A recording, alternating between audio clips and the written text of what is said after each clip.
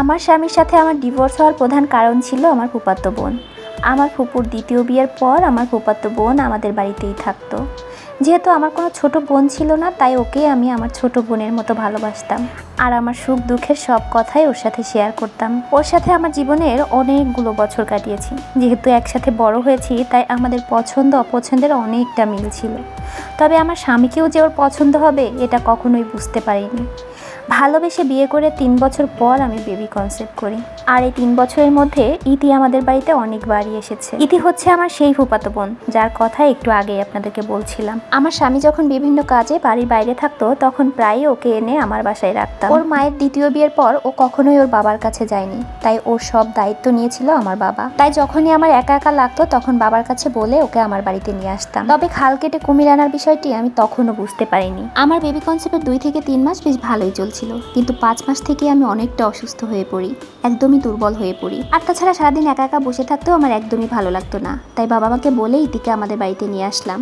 আমার একাকিত্বও দূর হলো আর আমার কাজেও টুকটাক ও হেল্প করতো। ইতি আমার বাড়িতে আসার পরে প্রথম সবকিছু ঠিকঠাকই চলছিল, কিন্তু কয়েকদিন যাওয়ার পর থেকে অনেকটা পরিবর্তন লক্ষ্য করতে থাকলাম।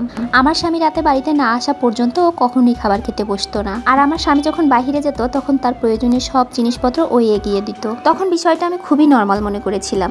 যেহেতু আমি শরীর নিয়ে একদমই নড়াচড়া করতে পারি না, তাই ভেবেছিলাম বোন আমাকে সাহায্য করছে। এর কিছুদিন পর আমি আরও লক্ষ্য করলাম, রাতে যখন আমি ঘুমিয়ে যেতাম তখন ওরা দুজন ঘুমোতো না, ল্যাপটপে কী সব মুভি দেখতো। আমাকেও অবশ্য কদিন দেখিয়েছে, তবে আমার শরীরটা বেশি অসুস্থ থাকার কারণে আমি বেশিক্ষণ বসে থাকতে পারতাম না, পরে গিয়ে ঘুমিয়ে পড়তাম। আর এভাবেই কেটে যায় কয়েকটা মাস। আমার ডেলিভারির সময়ও ঘনিয়ে আসে।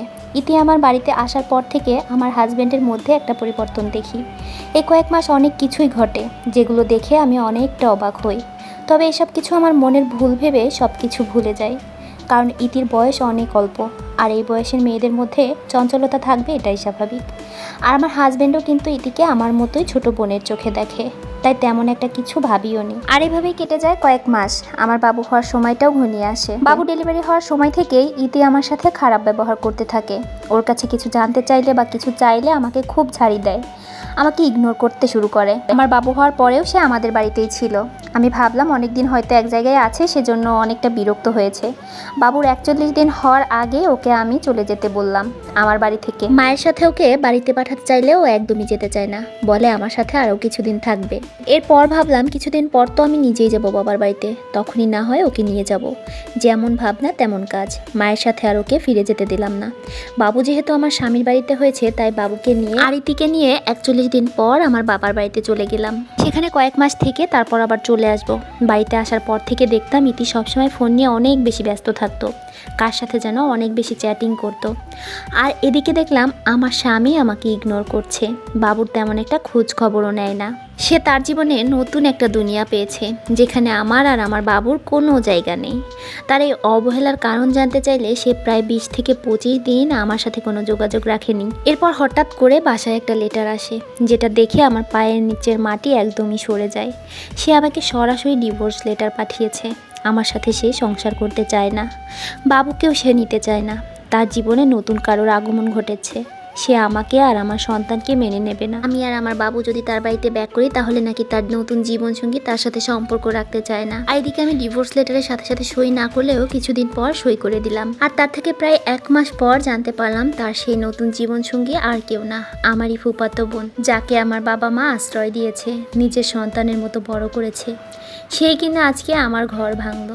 আমার বোন ইতিকে প্রশ্ন করলাম, তাদের এই সম্পর্ক কতদিনের আর আমার কি দোষ ছিল? শুধু ওই রাতগুলোর কথাই বলেছে, যখন আমি ঘুমিয়ে থাকতাম আর ওরা দুজন ল্যাপটপে মুভি দেখতো। এই কথাগুলো শুনে আমি আরও অবাক হয়ে যাই। কাকে আমি বিশ্বাস করলাম, কাকে আমি আমার বাড়িতে জায়গা দিলাম? হাল কেটে কুমির আনার মতন অবস্থা। আর মনে মনে তখন ভাবতে শুরু করলাম সেই আগের দিনগুলোর কথা, যখন আমি কিছু ঘটনা চোখে পড়লেও আড়াল করে চলে যেতাম। ইতিকে অনেক বুঝিয়েছি, আমার সংসার আর আমার স্বামীকে তার কাছে ভিক্ষা চেয়েছি। আমার সন্তানের ভবিষ্যতের কথা ভেবে ওই ব্যক্তির সাথে আমি থাকতে রাজি হয়েছি, যে আমাকে ধোঁকা দিয়েছে। আমার স্বামীকে ভুলে যাওয়ার ব্যাপারে ইতি কোনোভাবেই রাজি হচ্ছে না। তখন নিজেকে অনেক বেশি অসহায় মনে হচ্ছিল, আর অবাকও হচ্ছিলাম যে এমন একটা মানুষকে বিয়ে করলাম যে কিনা 3-4 মাসের মধ্যে আমার জায়গাটা অন্য কাউকে দিয়ে দিল। অবশেষে কয়েক মাস পর আমাদের ডিভোর্স হয়ে যায়। আমার স্বামী আর ইতি আবার বিয়ে করে নেয়। ইতির একটাই কথা ছিল, আমি যেন আর আমার বাবার বাড়ি থেকে শ্বশুর বাড়িতে না যাই। এরপর থেকে আমি আর আমার সন্তান আমার বাবার বাড়িতেই থাকতাম। আর মাঝে মাঝে ইতির কথা খুব মনে পড়তো।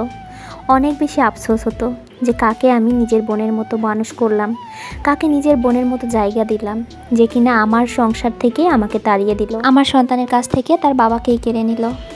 যাই হোক, এই গল্পটির সাথে আমার বা আমার পরিবারের কোনো সম্পর্ক নেই। রাজশাহীর একটা আপুর জীবনের সত্য ঘটনা এটি। আপুটা নাকি এই গল্পটা শেয়ার করার জন্য একটা আপুকে অনেক বেশি রিকোয়েস্ট করেছিল। তো সেই আপুর পেজ থেকে এই গল্পটা শোনা, আর শুনে এত বেশি খারাপ লেগেছিল, মনে হলো যে আমিও একটু শেয়ার করি। আসলে ইদানিং আমাদের সমাজে এমন ধরনের ঘটনা অনেক বেশি শোনা যাচ্ছে। আমরা যাদেরকে বিশ্বাস করি তারাই আমাদেরকে ঠকায়। যেন প্রত্যেকে নিজের জায়গা থেকে অনেক বেশি সচেতন হওয়া উচিত। সময় থাকতে যদি আমরা না বুঝি বা বুঝেও না বোঝার ভান করি, তাহলে দিন শেষে সাফারটা আমাদেরই করতে হবে। এই যেমন ধরেন মিম আর তানিশা, এদের জীবনের ঘটনাটা দেখলেই কিন্তু বোঝা যায় যে মানুষ কিভাবে মানুষকে ঠকাতে পারে। তো যাই হোক, আর কথা না বাড়াই, গল্পটা যদি ভালো লেগে থাকে তাহলে অবশ্যই লাইক, কমেন্ট, শেয়ার করে পাশে থাকবেন। আল্লাহ হাফেজ।